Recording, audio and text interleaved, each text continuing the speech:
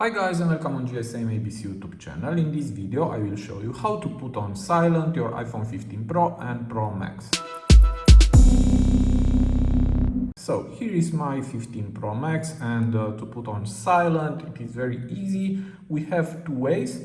The first one is to push and hold the new action button. But first you need to go to settings and here go down, tap on action button and here just select silent mode. Now exit and to put on silent your phone, just push it long the action button and now as you can see it's on silent.